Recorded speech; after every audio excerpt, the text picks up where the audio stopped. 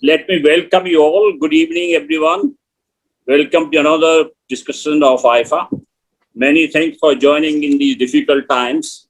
Let me cordially welcome the author of the book, Dr. Sam Pitroda, whom I take the liberty of calling an old friend. Heartiest congratulations, Dr. Pitroda, for sharing your vision for the new world through your book, Redesign the World, a global call to action. I hope your vision resonates with millions of people world over, and many agents of change emerge for global action to translate the vision into reality. I wish the book huge success. Widely acknowledged as the father of India's telecom revolution, Dr. Pitroda is internationally known inventor with 110 patents to his credit. He's an innovator, business entrepreneur, development thinker, and a futuristic writer who likes to be called a catalyst for change and basically a loner. He served as the chairman of the National... Surrender, maybe you could stop for a second. Ask Manu Bhai to mute himself. One of the other three generations. Everybody mute all. Okay.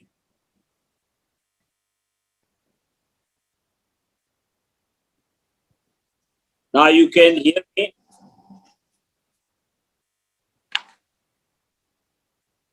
He has served as chairman of the National Knowledge Commission and National Innovation Council and Prime Minister Dr. Manmohan Singh.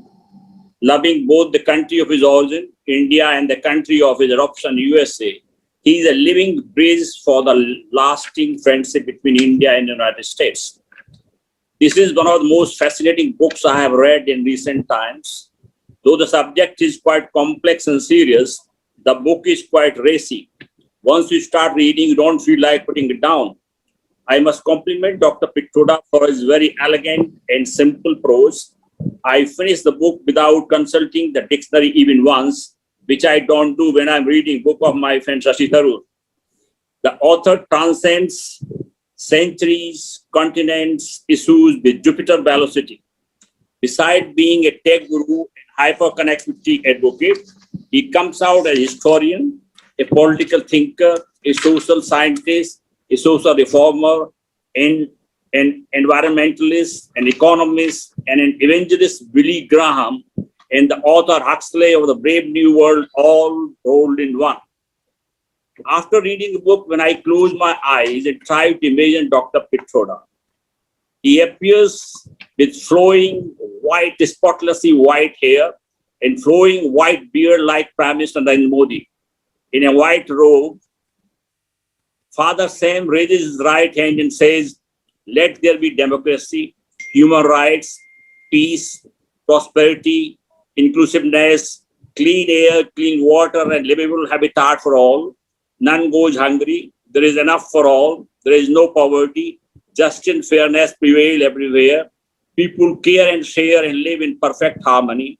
Production from agriculture field goes up 100 times. Trees along the street self-illuminate. There are no traffic lights. Cars fly. There is no violence. Everyone is working for the humanity and making planet sustainable. Who needs the police or the army on such a planet? If jazz legend Louis Armstrong were alive, he would sing his unforgettable song, What a Wonderful World. Dr. Pitroda's book conjures up an enticing and mesmerizing dream. I am reminded of Steve Jobs' famous line, never stop dreaming dreams. I must now welcome my two distinguished discussants who have loaned their time and joined to offer their frank and despondent comment on the book. I thank both. I'm sorry, Dr. Shashi Tharoor, our dear friend, can't be with us. His post-COVID recovery strain prevent him from joining us. I wish him very speedy and full recovery. I have known Lord Desai since 1987 when I was at the Indian High Commission. That time he was not Lord, he was just Professor Desai and looked like a lost younger brother of Sai Baba. world famous economist with 25 books to his credit and now a rebellious lord, he is a familiar face on Indian television channels and needs no introduction.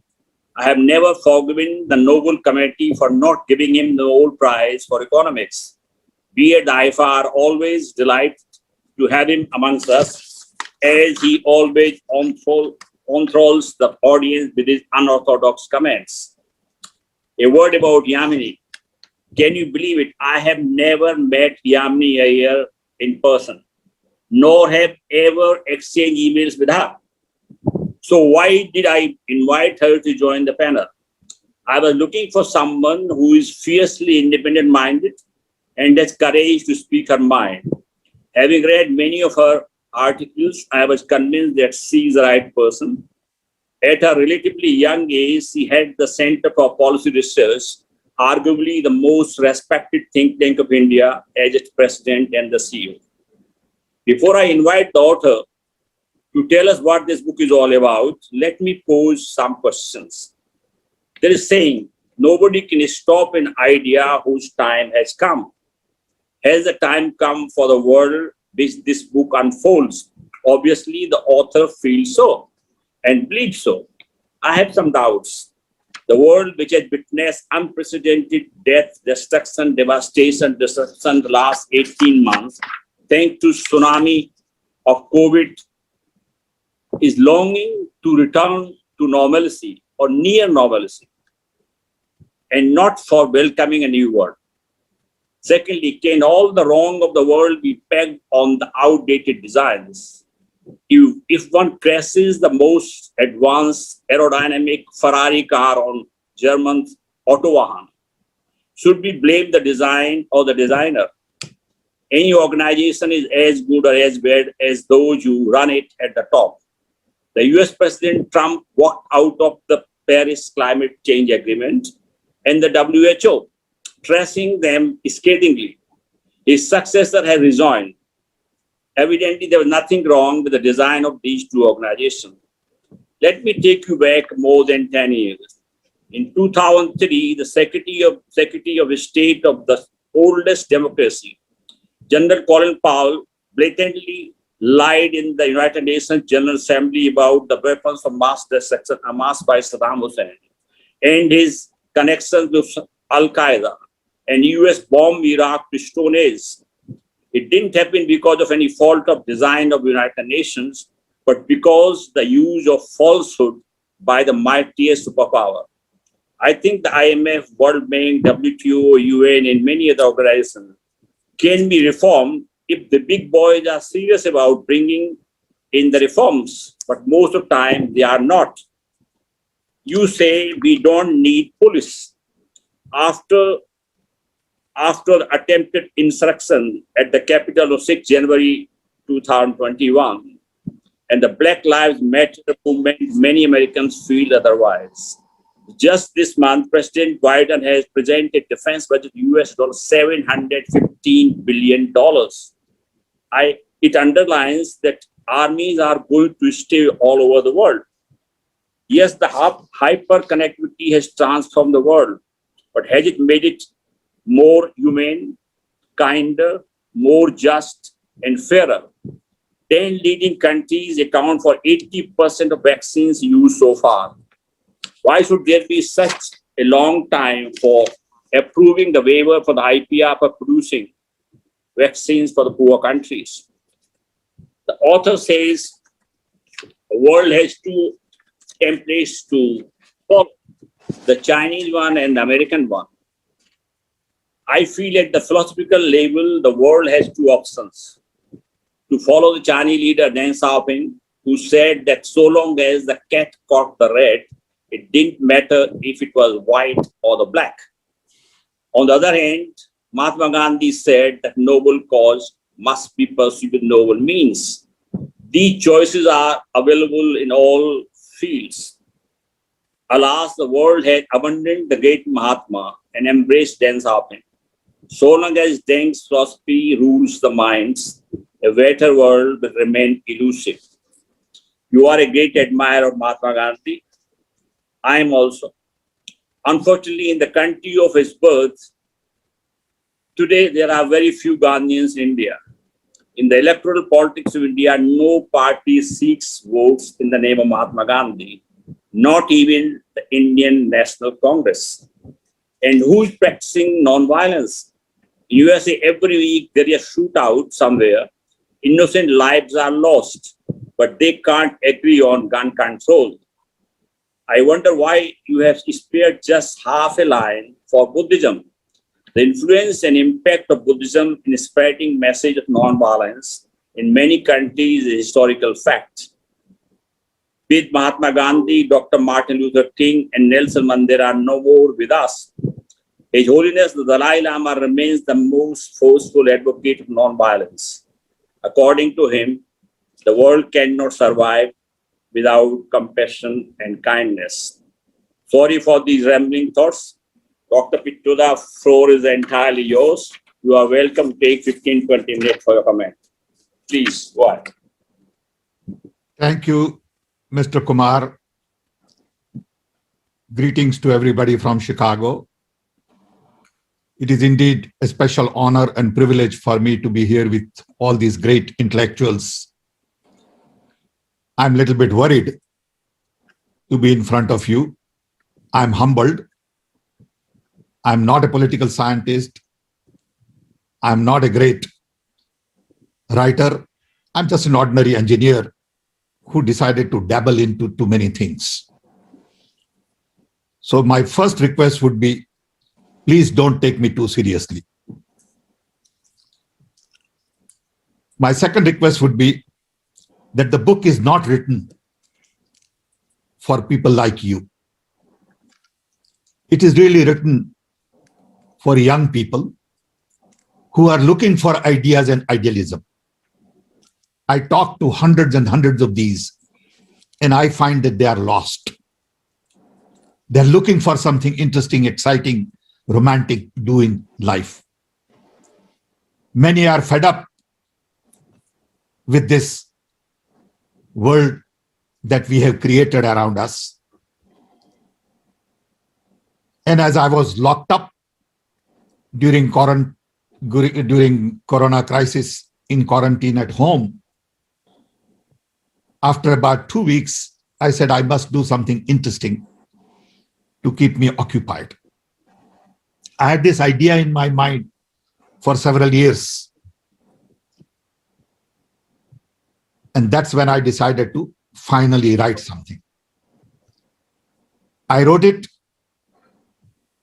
not for experts. I wrote it for general audience to read. And as a result, you will find that there are no references by design. There are no big comparisons, charts, graphs. As an engineer, I love all that. The first draft turned out to be 450 pages. And it took me a lot of time to cut it down to 250. It cannot meet everybody's view of the world. It is my personal view based on my own journey. I was born in 1942, just about the time the design was created for UN, World Bank, IMF, NATO, WTO, all that stuff. And when I look at my own journey from a small little tribal village in Orissa, in a family of 8, my father had 4th grade education, to be able to come and do all these things, I started mapping my own journey with what has happened in the world. I realized that transistor was born after I was born. And the revolution that transistor created gave me an opportunity to participate for last 55 years in IT and telecom, mainly in the US. So I have seen it all in terms of connectivity. My journey is a journey of connectivity. I was designing digital switching and all that in early '65. I was there when Intel was being formed. If you understand some of the integrated circuits, TTL logic, guy who invented was a friend of mine. So having gone through the hyperconnectivity journey, I strongly feel that the world is about to change. The process hasn't started yet. Connectivity is going to change everything. It is changing slowly but surely. And we are not recognizing the impact of hyperconnectivity. For the first time in the human history, we are all connected. Never happened before. What does this connectivity mean? Are we going to use this connectivity to do the same thing we have been used to doing for a long time? Little better, little faster, little cheaper?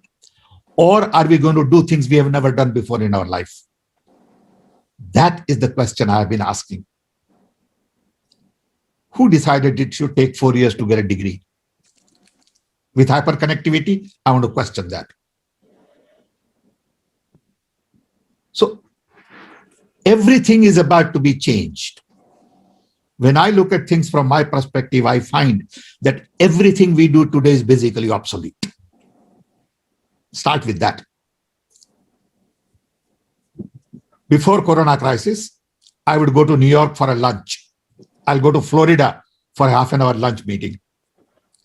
Now, I think about it and I say, why did I do that? If somebody wants to have lunch with me in Florida, I tell them to have sandwich there. I have my sandwich here and we have a lunch on Zoom. It was possible before, but it was not acceptable before. Now it is acceptable.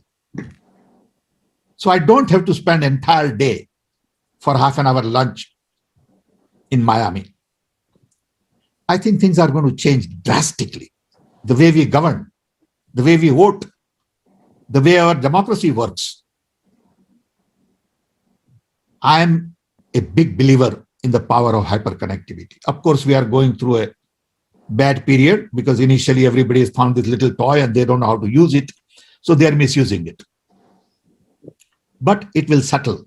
It may take a decade. It may take longer. I believe in the power of connectivity and hyperconnectivity. I have not seen my grandchildren for 18 months, but I talk to them more than I'm physically there. My grandson has to call me 3 times a day, every day. It's a different kind of relationship. And I think once we accept the fact that everything is about to change, we then begin to think about how would it change. Corona crisis has told us that we are all interconnected, interrelated, interwoven, interdependent.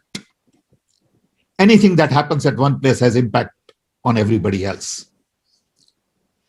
So when I looked at the design, I realized that the core of the design was based on democracy, human rights, capitalism, consumption, and military.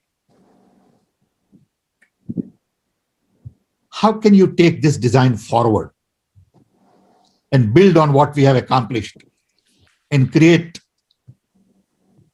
a new framework, knowing that today you have American design, Chinese design, and in a hyper-connected world, you need a design which is based on network, collaboration, cooperation, coordination, co-creation, and not command and control, confrontation. It will happen. It may not happen in my time, but it will definitely happen in my grandchildren's time.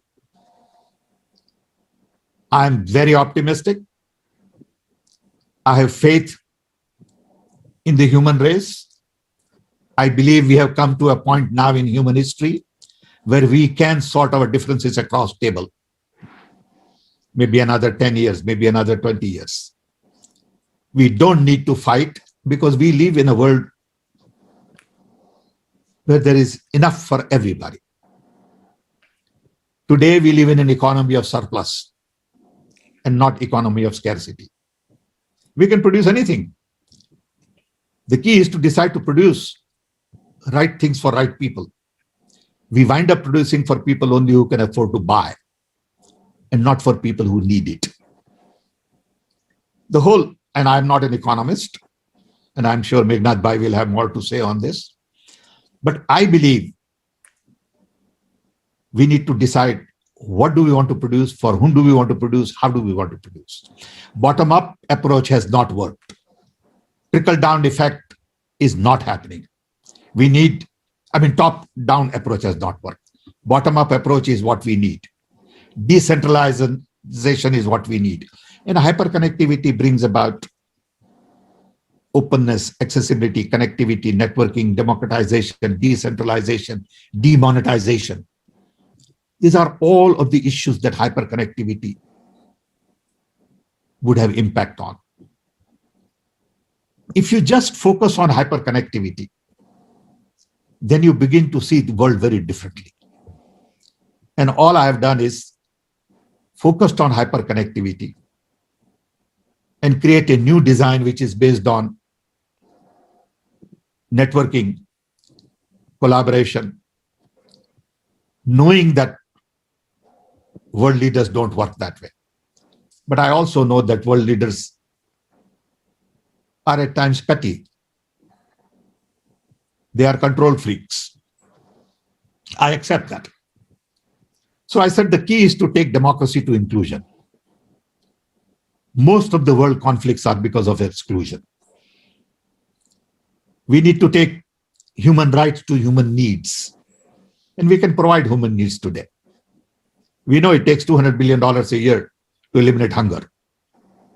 When we spend $2 trillion on defense, it's 10%. When do we learn to do that? It's not a rocket science. We can go on justifying it. We have been working on eliminating hunger for last 50 years. I've seen report from World Bank and everybody. Why can't we eliminate hunger in 10 years? Can be done. We can't do it because we don't have the organizational architecture to respond to those kinds of needs. Everything is top down. Everything is in vertical silos. What we need is bottom up and networking. A different organizational architecture is required everywhere. I don't see a need for a ministry of shipping. It just doesn't make sense anymore. But we have it. Today, when I look at Ministry of Health, it is really Ministry of Sickness. You look at Ministry of Defense, it is Ministry of War. Everybody is ready with their gun. They're just trigger happy. And you can justify all that. Of course, you can justify anything. Then we need to take capitalism to new economy.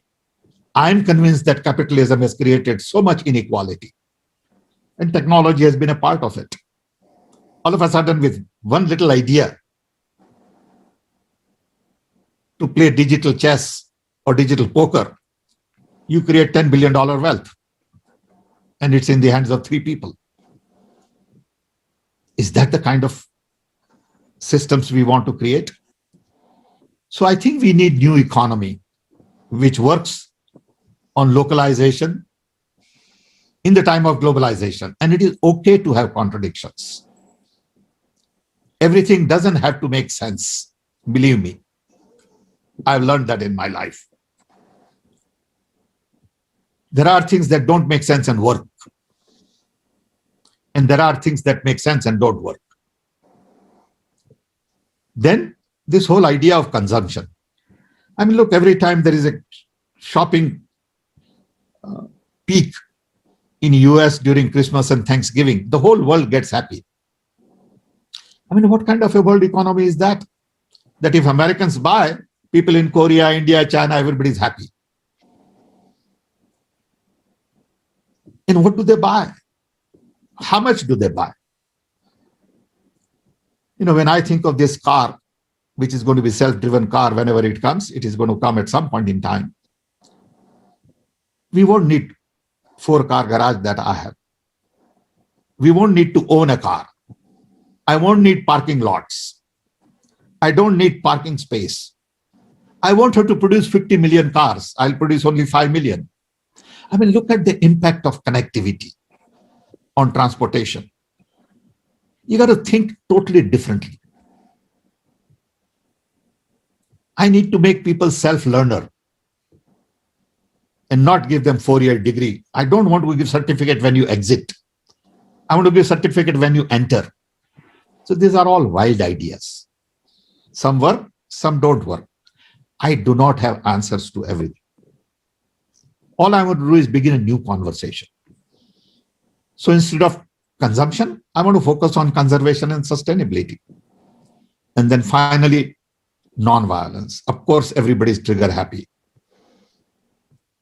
But there are people in the world who need to focus on non-violence. Non-violence at home, non-violence in the family, non-violence on the street, in the city, and then ultimately at a global level. It is indeed a borderless world.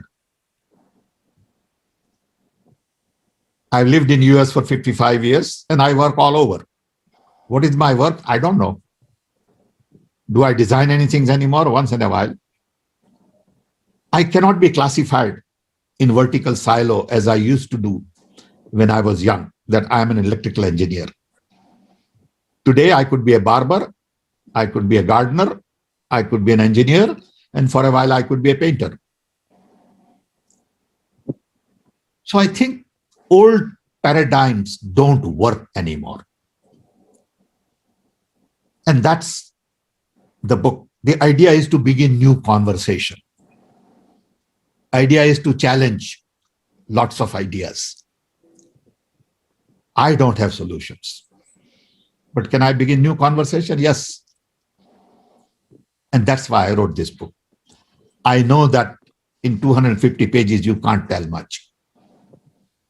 I also know that I don't know how to tell a story as well as many other experts know. People have written 100 books, 25 books. I don't write well. I just speak. I talk. And this book is about my heart more so than about my mind.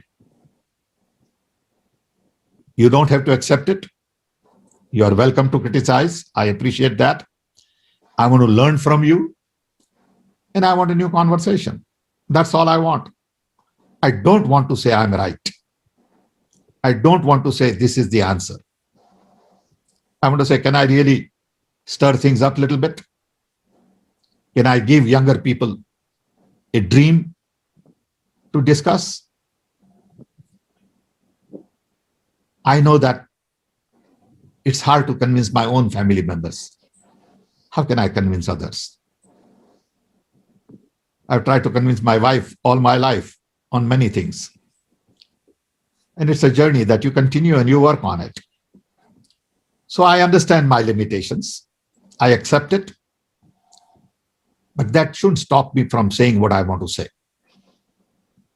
I'm a firm believer in democracy, human rights, also capitalism, but not of the type everybody has. You know, my son and I have this conversation all the time. He said, Dad, if you're too smart, how come you're not a billionaire? And my answer has been, it just didn't interest me. Believe me, it didn't interest me. Yeah. I thought that was a boring thing to do in life. So we all have our own way of looking at things. We are all different, and that's the beauty of our diversity. If we all thought the same way, it would be a boring life. So when I talk about equality, inclusion, I'm talking about inclusion of ideas. Non-violence to me is very important. In my life of 79 years, I don't remember any major violence on my part. Any violence, in fact. I never shot a gun. I never hurt anybody, and I can do it. I'm sure other people can do it too. But today, largest number of people are in prison in America in terms of percentage. And America is a very well-educated country. And people take great pride in building more prisons. That's considered progress. that adds to GDP. Police is given cameras and it's considered IoT and progress and big data and analytics. So militarizing police is a new thing. So police doesn't look like police. Police looks like a military person. And that's called progress. So when I talk about demilitarizing police, I don't mean get rid of them. But I think make them more human. Look at what goes on in the US every day on Black Lives Matter. How people are treated. All they want is respect, dignity. That's all they want. Look at how we still treat our Dalits. I mean, this battle has been going on for centuries. Can't we just settle that in a couple of decades, saying Dalit is an Indian? He should not be prevented from going to temple or doing this or drinking at somebody's house. It don't require rocket science. It don't require social scientists to study this for 20 years. Just do it. There are things that require only individual to change. And this book is about changing from within. If I can respect inclusion, non-violence, new economic paradigm, sustainability, that's a good beginning. That's all. With this, I want to thank again all of you for listening to me. Thanks, Surendra Kumar, for the opportunity. And I am here to listen and learn. Thank you. Okay, thank you, Dr. Pitroda. You have really started conversation. I'm sure it will spread all over. Now, you said this book is not for people like me. It is for young people. That is why I got Yamini Aiyar. She falls I'm glad. Yeah. I'm glad. I know Yamini well. I know her father well. And Yamini may not know, but I was at her wedding.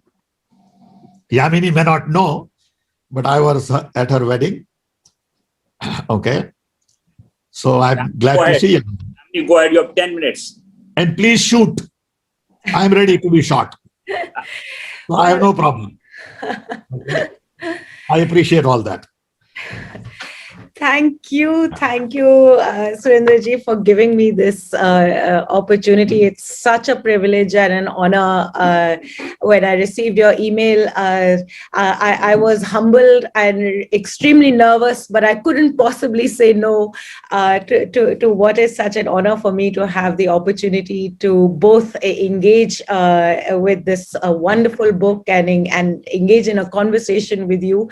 I'm a beneficiary of all that you did in the 1980s, because as I was growing up, I personally remember how many times I had two other sisters and 3 teenage girls and a single landline that mostly did not work was the equivalent of World War 25 over the years.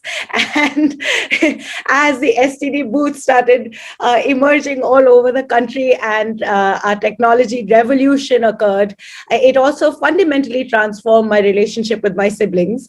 And over time, when mobile technology finally made it into our everyday lives, we were always reminded that it was Sam that brought it here, whose foundational work led to these massive disruptive transformations that have completely changed every aspect of our lives.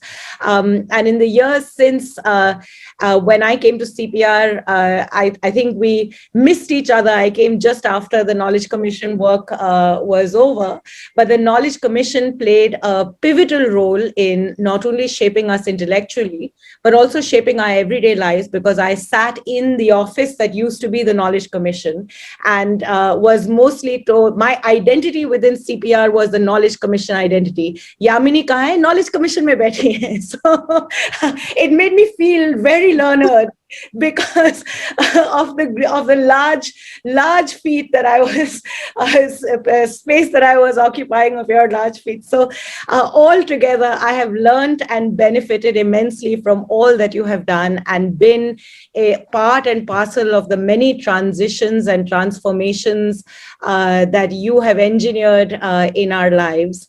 And as I read your book, it really did make me feel exactly as you said, that you have both captured a deep sense of frustration.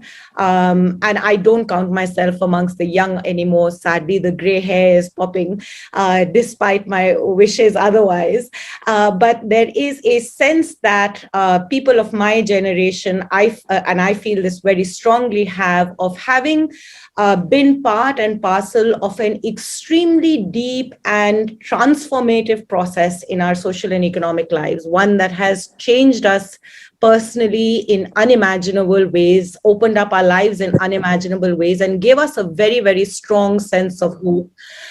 To emerging in a moment of deep despair as we look both domestically to the nation that we have such pride in, and globally at a world that is that had an opportunity to, in some ways, harness and leverage the disruption that its own innovation produced, but is in some senses using those very tools of innovation to self-destruct and self-destroy, leaving for me with young children big questions about the kind of world that my children will occupy, and all the promise and hope that we saw as in our generation of a world that was unimaginable. I mean, we live in the sci-fi that we used to watch in the 1980s and 90s, never thinking that this would be the world in which we would talk to each other over Zoom across many continents, breaking borders, and bringing each other closer. Yet the future mostly looks to one of deep despair. And in that context, bringing together a framework, which perhaps is a very, very idealistic framework, but one that nonetheless allows us to have a deeper dialogue amongst ourselves as a society of where we want to go and how we could potentially harness our possibilities into creating a much, much more meaningful and better world. And that's what I took away from reading your book and from thinking through the pillars that you articulated, the pillars of inclusion, of human needs, of new economies, of conservation and sustainability, of nonviolence, as being very central elements to what would make for a new world. But I was challenged when I read your book also, because the real question for me is, how do we get there? And somewhere in the sort of last few pages of your book, when you describe your own life and the role that you played in engineering the transformations, the missions inside our political institutions, inside the state, to convert it and change it into becoming an actor that was enabling of positive transformations in society, it left me wondering about what is it that we need to do to be able to move in those directions. You reflected on what you did, but you didn't reflect on how you did it in depth. And you also didn't reflect on why is it that those seeds of transformation that were the roots of which were laid in the 80s and early 90s, in some ways didn't fully achieve their goals. You talk about for the mission mode bureaucracy that you pushed back in the 80s. All those missions exist today. In our work, every time we go to government offices, the drinking water mission, the technology mission, they all exist. But they have, but that culture or an energy that you describe in some ways doesn't exist anymore. The word stays, the grammar stays, but what it was seeking to transform falls back into a business as usual. And I'm a student of public administration, so I spend a lot of my time trying to understand what is it that makes bureaucracy stick, or what is it that makes political institutions engineers of social transformation, and what is it that makes them passive agents that only respond when pushed very deeply rather than internally motivated to really move the process of change in society. And in your story, I saw a story of deep change followed by a certain static stuck. And I was really keen to understand what are the factors of society that create that stuck. Which brings me to a second issue underlying a lot of the frustration that you describe in the visions of the world, and why you yourself felt the need to articulate this third vision, is the reality of the complexity of power that shapes the nature of society and the nature of our political institutions. You place great hope in innovation, technology, and its disruptive capability. And like I said, as a beneficiary of the innovation, technology, and the disruptive capability of those technologies, I'm not one to be a techno-pessimist at all. But I wonder if we think of technology and its disruptive capabilities without engaging in the underlying social institutions that ultimately mediate the deployment of these technologies and the power dynamics that shape them, we may end up exactly where we are today, which is in a world of disruptive capability, but a disruptive capability being deployed in ways that are undermining core institutions. How do we think about disruptive capability in a society and across the globe?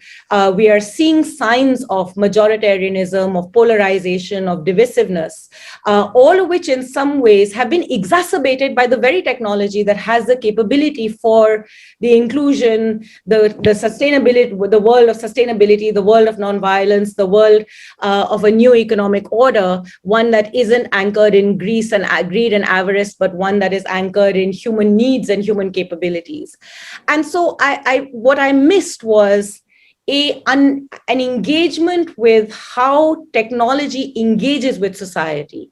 And as somebody that has actually been at both ends of the spectrum, not only have you been the innovator that have been disrupting technology, you've also been part and parcel of a process of unfolding that technology into our lives, both through markets, but also through the state. How do state and market intersect with one another to convert the values that you are articulating into values that can be deliberated in our society and values that can be genuinely engaged in to create a social movement of transformation remains an unanswered question. Perhaps that was your goal, to trigger precisely these questions in our minds and to ask ourselves what kind of institutional platforms, social movements, social structures we need to build these dialogues and deliberations. But I also find myself feeling very pessimistic in the ability of the disruptive moment that you have anchored your narrative around, the disruptive moment of COVID-19, as being the opportunity to facilitate exactly this. It is exactly what we need, but I find that as the globe is actually moving in completely the opposite direction. At the start of COVID, the very global institutions that shaped the vision of the American vision, the 75 years that you described, found themselves completely unable to be responsive to the challenges that COVID-19 presented. And part of the reason for that was the absence of leadership. And then we again fall back into the challenge of how do we negotiate power dynamics. What we are seeing today too is is power unfolding in ways that are furthering the inequality within the globe as we start talking about vaccines and countries' health systems responding. And we don't see the emergence of a dialogue and deliberation, even amongst these global political institutions, on what it would take to genuinely create equitable institutions. And here I think what is missing is that there are actually no torchbearers of the third vision that you articulate. And this is where I think my deep disappointment, or rather sense of frustration with India comes to the fore. I think if we look back at our own history, we had as a nation the opportunity to articulate a very, very real third way. And we failed to do that because we fell into the trap of playing into the power dynamics and wanting to be close to power structures in ways that were pragmatic without building the normative claims of our vision of an equitable world. India, more than I perhaps with great bias, but in this fora, I could articulate, I think we may agree on some of that bias, but I do believe that India has and had the potential. We got caught in an imagination of global superpower superiority and failed to build a normative view of the world on the back of which we could have shaped our global power. And as an actor in the India of the last 40 years, as somebody who oversaw and observed so many of those transformations, I'm curious to ask you why we failed there. And that, as I was reading this, perhaps with the bias of knowing who the author is, the question that kept coming to my mind was, why did we fail? And what can we do to regroup as a nation to actually be the leaders that can articulate this third vision for the globe? Because I don't believe that the current power structure, which is entrenched and embedded, no matter what domestic political transformations and transitions are taking place, both in the American version and the Chinese version, will necessarily be able to to articulate that. It is for a third vision, a third leader. Where will that third leadership come from, and why can't it be us? I'll stop there. Yamini, you have raised so many interesting ideas. What I would recommend later on, you and I need to have a lunch conversation. Zoom lunch. Yes, Absolutely. I think you have raised, because some of these things I didn't even think of. Believe me. First two issues you talked about, why did it happen? And, I didn't even think of it to include in the book. It didn't occur to me until you mentioned it. Okay. So I would request that you and I have, and I'm sure I'm going to have same issue with Meghnad Bhai, okay, that we need a different conversation, separate conversation. It's like peeling onion, layer after layer, and you have peeled two layers that I had not seen, the way you articulated. So thank you. I learned something, and I want to continue this conversation with you separately. I really look forward to that. Thank you. Okay, Surendra now Kumar, we move to... Surendra Kumar, before you move to Meghnad Bhai, Okay. I see a painting in back of your shoulder. That painting was presented to me by you, and I Yes. have always given it the pride. I just Remember saw when it. I didn't see it before. When I was dean of FSI, I used to have your painting cover of my magazine every month. I had organized your painting exhibition at Loyola University in Chicago. I just saw it and I said, whoops, that's my painting. Thank you. Thanks a lot. So we are hyper connected. Thank you. Okay, me lord, now floor is yours. Meghnad Bhai, You are muted. You are muted. Unmute audio. That little thing, yes, now you are right. Hey, can you hear me now? Yes, we can. Well, I feel that I was born in 1940. I'm a fellow Gujarati. I went to America as well as Sam did. I took the wrong turn and ended up in UK. Well, he was very successful and he's advising prime ministers and presidents. I wouldn't go that far. And anyway, no, I think it's a hopelessly idealistic book. You're an engineer. I'm a social scientist. Now, when you switch something on, it works, right? Hyperconnectivity works for you. And I think you should really have written what you said to us, a technical book on how hyperconnectivity is going to change our lives. But you want to change the world. And I think, let me tell you, changing the world is very, very, very difficult. I spent 50 years in the Labour Party, okay, at the grassroots level, as a spear carrier, not as a leader. But even a small change, like giving child benefits so that the money goes to the mother and not to the not through the father and so on. We had to fight for 4 years to convince our party, not even the Conservatives, our party, the child benefit would be beneficial because the men said, the trade unionist men said, you're taking money from my pocket and putting into my wife's purse and I will not have it. So my experience, unlike yours, is that the change is very difficult. Even democracy has not been achieved. Now you say that you have this, what I can only describe as the US democratic version of history, that US did marvelous things. I see, when I was in Philadelphia in 1961, I saw the black people and their slums. And when I was in Berkeley in 1963, I was marching for black rights. And I didn't stay in America because I had a post-Vietnam War. And I would have, had I got a green card, they would have sent me straight to fight in the jungles, and I'm not going to do that. So I think, and my experience in politics and as social scientist is change is extremely difficult. And I think America is still not a democracy, not because of what happened on 6th of January, but because what police do to black population, how hard it is to be able to vote in Georgia and places like that. If you are, America doesn't have adult franchise, universal adult franchise like India has. So there's no right to lecture to the world about democracy. Anyway, I think that the 1945 structure was a complete disaster. If the UN is as Ambassador said, the UN is an oligopoly run by 5 powers who have no interest in the world.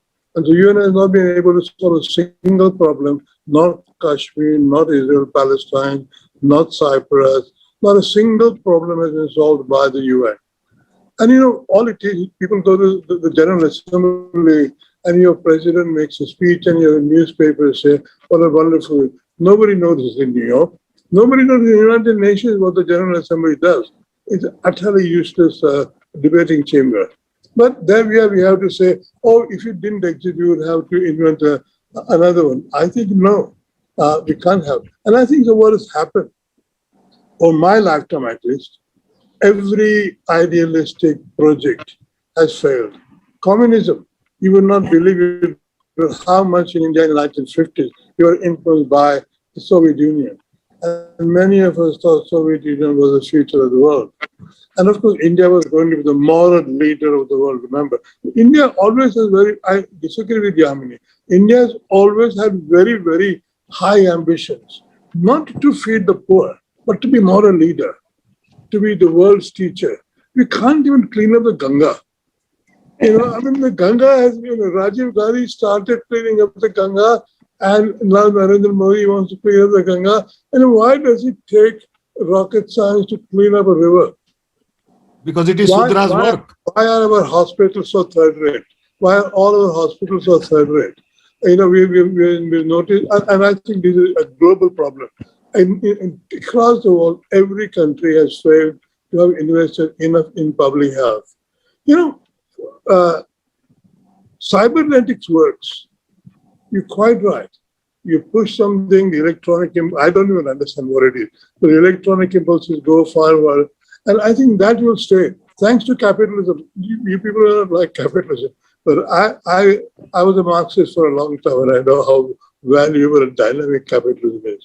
But I also know, as Schumpeter said, that capitalism is a destructive system. It's creative destruction, he called it. It goes on destroying old technology and move on to new technology. No tears for the people left behind, because there are winners all the time. And I don't care about how much profit Google or Apple make. The benefit to hundreds and millions of people in Indian villages who can communicate and find out why their boy has not come home from school, by picking phone, that's absolutely invaluable. So I think, for me, the big ideals, I'm going to reform the world and I'm going to tell the world what to do, never work. The big techniques, the planning has not worked. Not in this country, not in Soviet Union.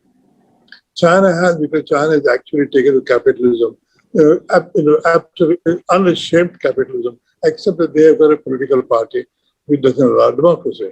But otherwise, China is a success story because Deng Xiaoping realized that little Taiwan, which was there, had become an economic success while China was a disaster. So he adopted capitalism. One thing about Chinese, when they adopt capitalism, it's no holds barred. There are no ifs or buts, no discussion, no Gandhian, no violence, nothing. They just go for it. And that's why they are a middle-income country. Within 15 years, they become a middle-income country. And so I think my view is that don't plan, don't build castles. The world will change of its own dynamics.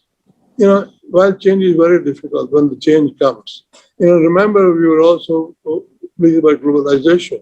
The world was globalized, there will be no borders, end of history and all that. And the world did globalize. The pandemic would have been much easier to control that world not globalized. So, because world was globalized, the disease in Wuhan can go to a passenger in Singapore and come to Europe within 48 hours. That is globalization and that is the pandemic. So, everything has a positive and negative aspect. I think my interest would be not in how you're going to establish freedom and democracy. And, people have tried and nobody has succeeded very much. But it'll happen. For example, your connectivity would make elections not necessary. People will be able to continuously tell their representatives, what they want. Why do we go to election booths and vote? Well, completely unnecessary. You got a smartphone, you vote, and you tell your representative what you want. And you can aggregate all those demands and so on. So we're not even caught up with the connectivity politically. But I think, big planning, big ambitions to change the world overnight don't work. All we can do is the world changes. We can, after a bit of a lag, understand why it changed.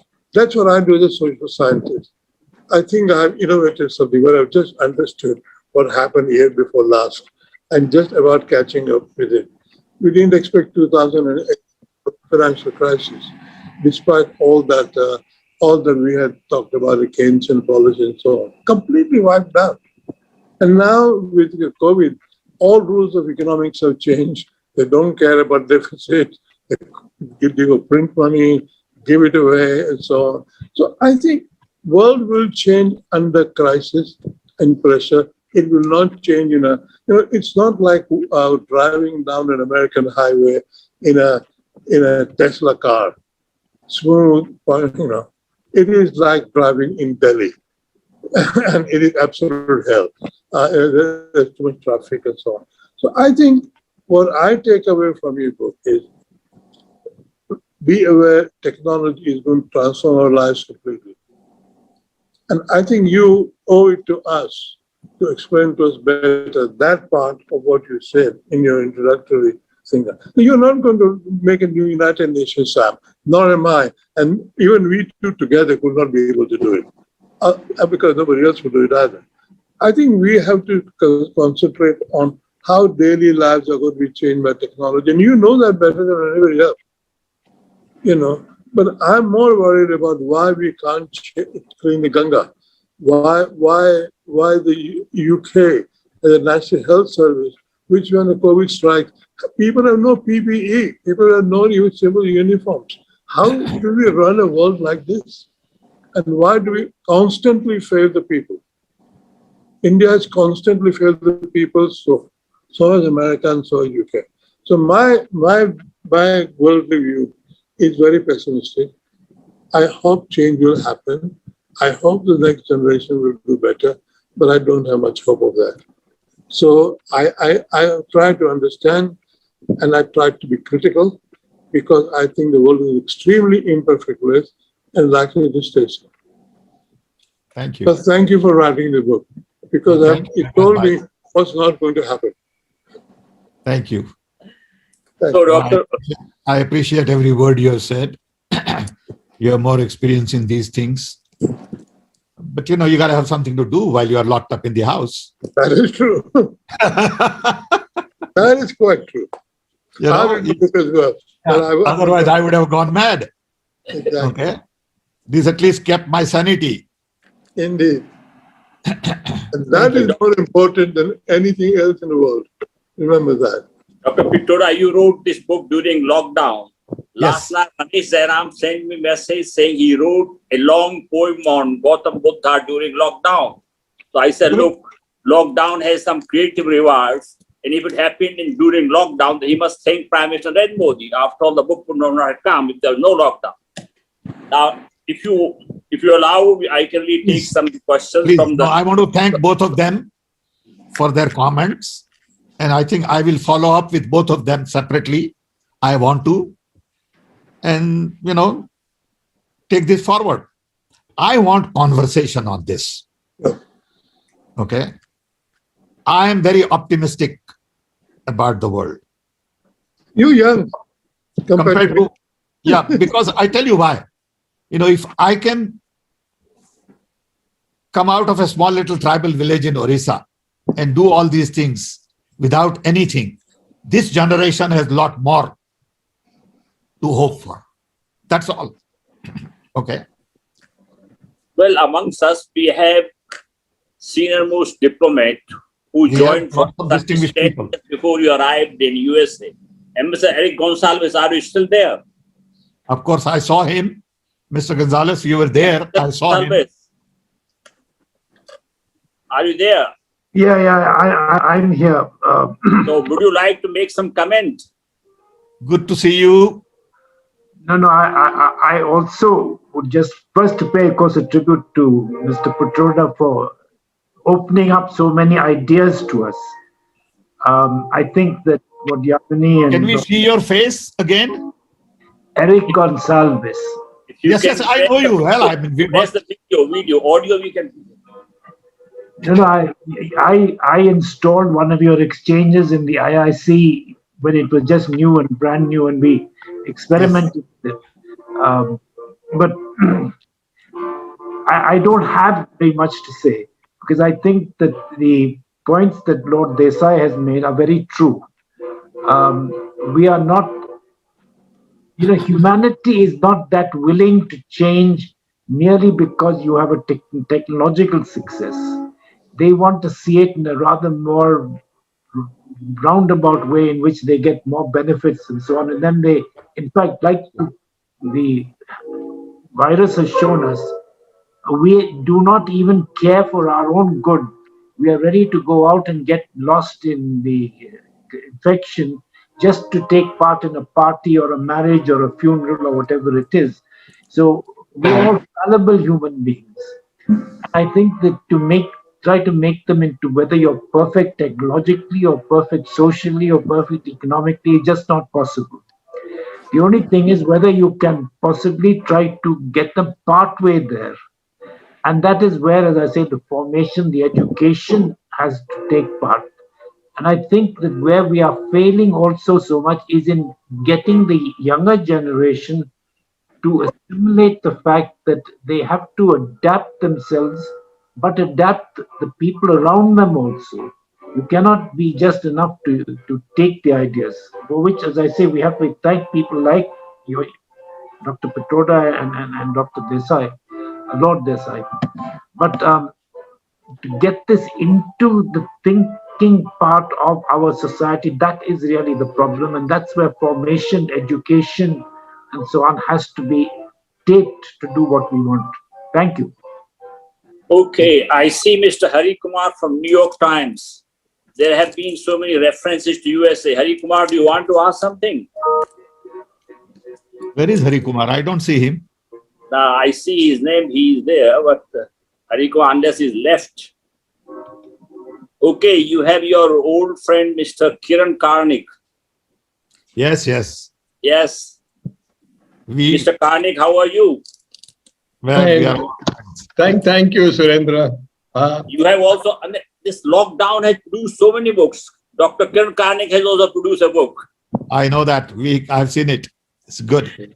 You are both from the same technical area, do you have any comment or question?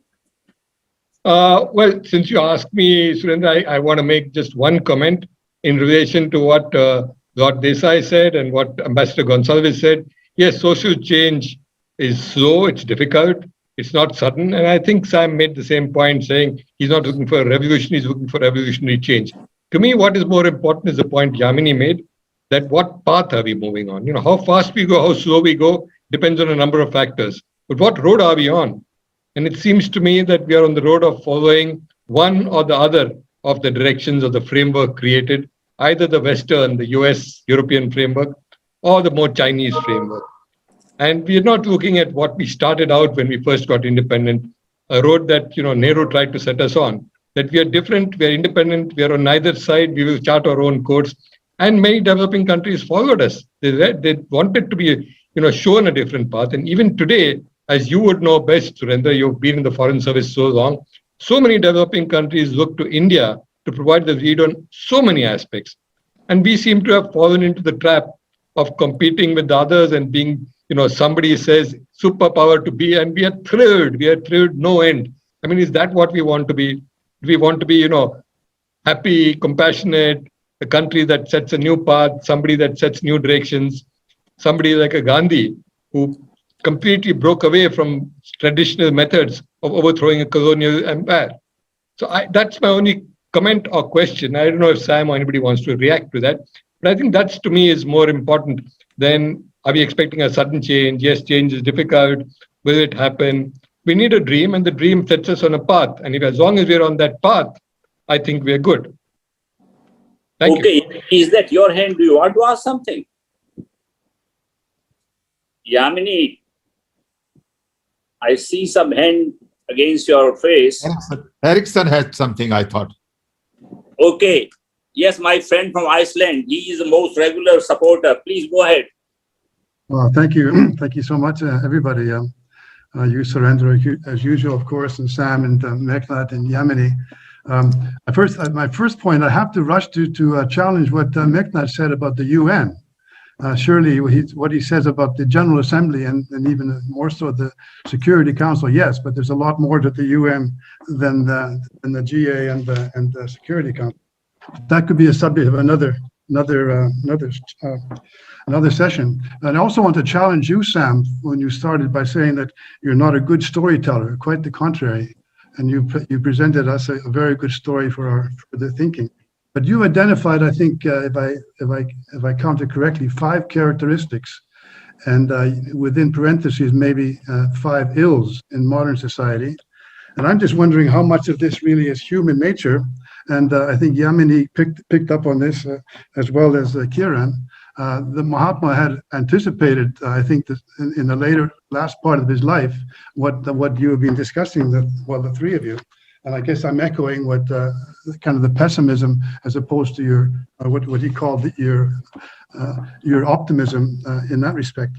You know, as I was coming here to join us, I passed in the harbor of my city 2 mega yachts, which with a building cost of over $700 million, for owned by 5 or 6 people. Each has like 50 men crew.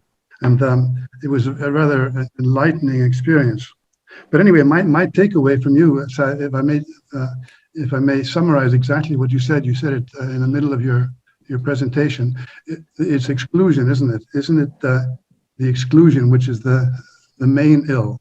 And that I think is the message you give to us, that with this new hyperconnectivity and so forth, that becomes more surmountable than it has been in the past. And I thank you for this. Thank you. Professor Deepak Paintal, former Vice Chancellor, Delhi University, I see you wanted to ask something. Professor, please go ahead. Can you hear me? Yes, we can hear you, but we can't see you. Also. Mr. Pitroda, Can we see you though? almost Yes, press on the your camera? video also. We can hear, we can't see you. Yes, we can now see you, but now can't hear. Okay, press the audio. You have unmute the audio with a red little thing. Yes. Yeah, Yes. now you're okay. Yes, please. well, it's great you have written a book, and I have not read it, but I will certainly read it and come back to you with some points or questions. Please. But Good what to I see want you. to ask you is, you know, it's usually said that change is difficult, but I think we are wonderfully comfortable with stasis in our country here. I give you 2, 3 examples. Remember when the idea of digital library for India came up? I thought it was such a wonderful idea, but nobody seemed to like it. The librarians wanted their own brick and mortar libraries. The bureaucrats said why we are being hassled. I mean, there was no enthusiasm. Then in my university, if you broach the idea of having a dual degree, at least 2 subjects, immediate reaction is there is a sanctity in my subject. If you reduce the coursework a little bit, the subject will be lost. So why is it caste? Is it we are still stuck in? And the third example I wanted to give you was throughout all the governments in the past 15 years, we are stuck at 0.7% of our GDP for R&D. So what technology, I mean, why are we so wedded to stasis? What are your thoughts on it? I would love to hear those. Thank you. First of all, the book was not written for India. Book was sort of free-flowing ideas for the world. India happens to be one subset. Just because I'm Indian and I think like Indian doesn't mean that I focused on India. Of course, all changes are difficult. I can tell you when I started my work on telephone in 1981, 85, hundreds of people told me it can't be done. You are on a wrong track. Why are you worrying about telephone? Why don't you worry about water and agriculture? Because India doesn't need telephone. India needs food. And my answer was, I don't know how to do it. So let me do what I know how to do. Find somebody else on water. I'm not capable. I can do only this much. Don't expect from me what I can't do. I know my limitations. So just because I wrote a book, I can't take responsibility for executing it. I may not be capable. It's okay. But that shouldn't stop me from writing a book. Surely not. Digital library has come a long way, not just in India, all over the world now. I don't need a library. I have the internet is my library. Okay. I know on Internet Archives, there are 500,000 books from India, which Indian libraries don't have in digital format. Internet Archives has it. Okay. So now the library has a different meaning. The old meaning of library is obsolete. I don't need a library. So I think things have changed so much, but we still stick to the old ideas.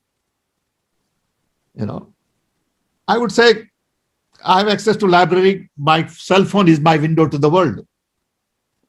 I can go visit the Guggenheim Museum. I can go visit Hermitage, and I can go visit Delhi Museum. Okay. So power of connectivity lies in our ability to imagine. Okay.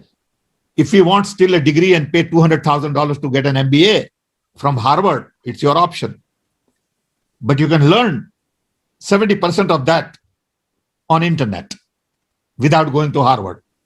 You may not get a fine certificate. Okay. Choice is yours.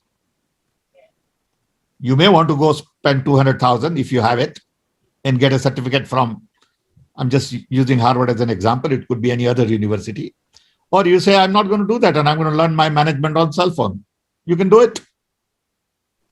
Is that what you want to do? Option is yours. So I think all of us at an individual level will have to decide where do we want to change, how do we want to change, and what change we want to fight for. And different people will fight for different things, and hopefully it'll all add up. Hopefully. We got to start the process. And like Kiran Karnik said, we got to lay out a path. Okay. And fortunately, we don't have eyes in the back. We have eyes in front. So we need to look forward and not backward. You know, a lot of people in India always talk about great history, heritage, Ram, whatever. Fine, it's great. I don't want to discuss that. Okay. That's my personal thing. I want to look forward. Okay. So it depends. And again, not that I am right and they are wrong, but that's what I want. I'm Meghnad Bhai. Absolutely. Quite right. Okay, I have left with one. I've been left with 1 minute. Meghnad. So does Lord Desai or Yamini want to say something before I close? No, I was saying to Sam in Gujarati, I enjoyed it. Maja aavi. Maja aavi. That's good. We can talk about that, you see. You're both But from- I do want to connect with Meghnad Bhai separately and have a conversation. And I definitely want to have series of conversations with Yamini. You know, when Pai Panandikar was head, we used to do this regularly with CPI. I would come there and we'll have 15 friends and we will just have a lunch together every few months. Okay. So I think we should have a Zoom lunch with you and some of your colleagues and have a series of conversations. That could be very useful because you'll bring in an angle that I have not even seen. Okay. It would be an honor. And since our former chair, Eric, is here, he has to join the lunch too. I know I've been with him and I've spent time with him. And you are lucky to have people like him around. Well, I see the face of my friend Mahendra Kumabat, former DG of BSF from Jaipur. Before I close, do you want to say something? Mahenji. You are muted. Yeah, yes. Now Now I you can. think I'm muted. I'm a former police officer, but now I'm in academia. My question is, this hyperconnectivity has changed the world. In fact, nation is grateful to Sam Pitroda that we are all beneficiary of that. But as a former police officer, I spent more than 37 years in the police. That old cliche, the big brother is watching. It was earlier a myth. Now it is a reality. For a good citizen, for a law-abiding citizen, if he's not aligned with authoritarian governments which are springing up world over, how they are going to cope with this challenge? Question to Sam Pitroda. Thank you. I think information brings about openness. It is wrong to assume that people are not watching you. Every time you use credit card, they are watching you. Where did you go? What did you buy? How much did you pay? How much money you have? You know, your profile is going on all the time because of this marketing craze. You know, they want me to sell shoes because by mistake, somewhere I said shoes. Now the whole world is after me. Buy my shoes. That's the world we have created. So I think the idea of privacy has to change. The old idea of privacy don't work anymore. I can be tracked anytime, anywhere, wherever I go. Earlier, people used to ask my driver, where did he go? Now they can ask telephone company, where did I go? Same thing. Okay. So I think privacy has a very different meaning in a hyper-connected world. Okay. And we have to accept it. You know, it's like knife. You can kill somebody and you can also cut your fruit. Take your peak, unfortunately. And technology is not necessarily the answer to everything. It is an entry point to bring about change. It is a tool. It is not an end point. Because technology can't eat for me, can't drink for me, can't bring happiness. It has to come from within. So at the end of the day, technology is just a tool. Yeah. Thank you. Thank you so much. Okay, now we have come to an end. A virtual applause for all the participants, especially the author and the. Thank you very much. And I'm Mr. very glad. Kumar. Thank you, everybody. Pitroda And ji, thank you you, are the Meghnad second. Desai. Thank you, We've Yamini. done discussion on your two books. One was The Rebellious Lord of Lord Desai, and second, your books. In 10 years, we have never discussed any books, but I think your conversation very important. And those who have joined, those who will join through your book and articles, all that, I am sure they will benefit. Thank you very much coming on board. And I wish you all good luck and huge success. Good night. Thank Thank you.